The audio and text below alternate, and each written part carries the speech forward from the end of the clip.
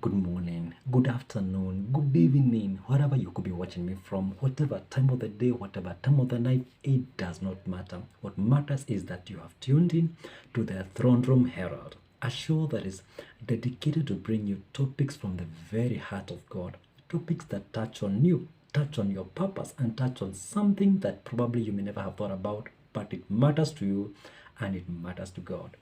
Tonight, we're going to be talking about the light. This is a three-part series, and actually a four-part series to say. And this is vlog number 3 of my very first time on YouTube. And I'm really hoping that you're going to learn something because I've captured quite a lot based on light, but because of time constraints, I can't be able to do everything. So I urge you to go back to my channel and view the first 2 episodes in order to catch up with where we are. We did the introduction to the topic called light, and this light relates to us as human beings. We have done the second part that talks about facts about light, and these you'll get to see yourself somewhere that light is not just light. Light has intensities that are variant and are varied. So what does that mean in terms of your life? Check it out on my vlog number 2, and that's why you're going to learn something about it. Today, however, we are going to talk about the enemies of light. Yes, the enemies of light. My name's George, and I'm hoping that you're going to enjoy. Number 1 enemy to light is power outage. Well, I know more than enough times you've perhaps found yourself in a place, whether you're home or maybe a neighbor's house, a friend's place, where you just wanted to come in the evening and chill, read a book, catch up with a movie, do something, or just be in the house and be comfortable. But then you discover that no lights, this power outage, we call it a blackout. What do? You're forced to sleep early, you're frustrated. Actually, you feel there's not much you can do really because you have to rely on other temporary lights. There's something about electricity that is different from just having a torch or just a lamp in the house, because that power that comes with electricity, it's more sustainable. You can actually work with it. You're not in control of it, but it does give you benefit that is beyond a torch or a lamp. So if we look at our lives and these blackouts, how do they really come? Well, I try to break down this to a way that you can actually understand. And I found the number one cause of outage in someone's life, in someone's destiny, is discouragement. Anytime that you feel you can't move forward, anytime that you feel you can't do anything, discouragement actually derails you or manages to stop right there on your tracks. There's nothing as harmful as when you're stressed and depressed. You can't really focus. You can't even tell what's gonna come in the future because you can find yourself delaying yourself. You have everything that it takes to shine, but you cannot come on when you're needed. So your reliability goes on a dive. Another thing that can cause power outage in your life is procrastination. I know you've had some things in your life that you wanted to do, but you never did them. You just kept on postponing. Tomorrow, in the afternoon, I'll try next week. Even next month is still time. And I want to tell you something. The more you keep on doing that, you are actually denying so many people the knowledge and the skills that you're meant to put out there. And information is power. Anytime you're procrastinating or something you're supposed to do, that's something that is pertinent to God, pertinent to your, you're denying other people their rights because they can't move forward. What you know is what they need in order for them to progress. That is why you are the light you are. Another thing is just ignorance. Well, somebody said that ignorance is bliss, but let me tell you, ignorance is not bliss. People perish because they don't know.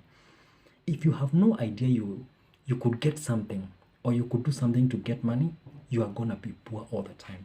If you don't have financial wisdom in order to save, you are going to be broke all your life.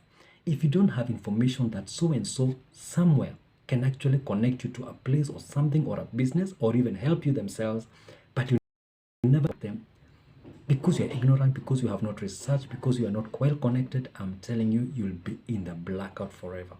That is why power outage is actually the number 1 enemy to any light.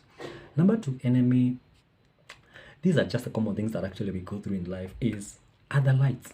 Let me be sincere with you. I've seen this happen, and I'm sure it has happened to you. Like, you find you are doing a particular thing in life, and you have a friend or an enemy or Enemy in this case is someone that you consider to be in competition with. So in a sense, they're kind of your quote unquote enemy, but really they are your competitor because they rival you on certain places.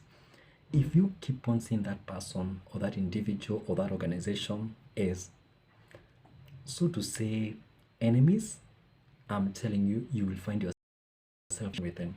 This kind of competition is not a healthy one. It's not why you get to measure yourself or gauge yourself. Are you really living right? Are you doing the right thing? It is because now you'll be allowing other people to set standards for you. Own intensity. And the moment you discover that you are gauging yourself based on someone, then you have missed the whole point.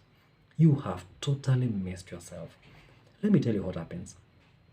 Two people can be financial analysts, but they can have specialties on just 2 or 3 variants.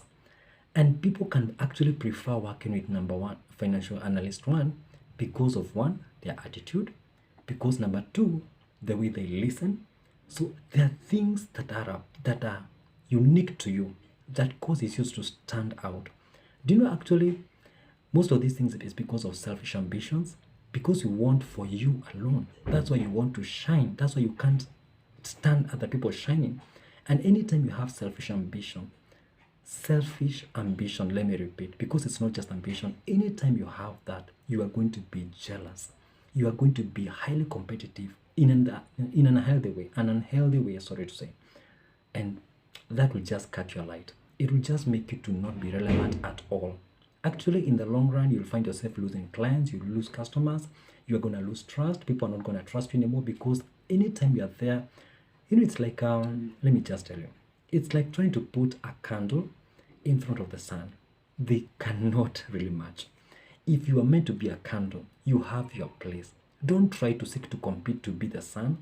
The sun will always outshine the candle. But I'm telling you, will shine because that is your place. That is why you're meant to be relevant. Let me tell you, every light is important. If you seek to compete with any kind of light just because they're near you, then you have missed the point. You can create these enemies, but you can also create these as friends. And that is how strength is made. And unfortunately, that is how weakness is also created. Let me focus on the number 3 enemy. The number 3 enemy is an irregular shine. Oh boy, let me tell you, there's nothing as boring as when you just want to sit and relax in your house. But then you just find that the power is dim, and you know that the bulb is probably a certain number of watts, but you find yourself it's not really giving you the right shine. The thing you are likely to do is to check on the bulb. Is it properly connected? Is it probably maybe like it's out that you need to replace it with another bulb?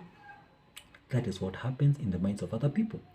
Anytime you are working on a low capacity and you know you have been given that position, maybe you're the CEO, you're the manager, probably you're the supervisor, or maybe you're a manager or your CEO or a certain client has given you the capacity, the position to, or the authority to do a particular thing, but you're doing it below level, let me tell you, you will be replaced. That is the solid truth. Don't tell anyone, you'll be replaced. So this is how not to get replaced.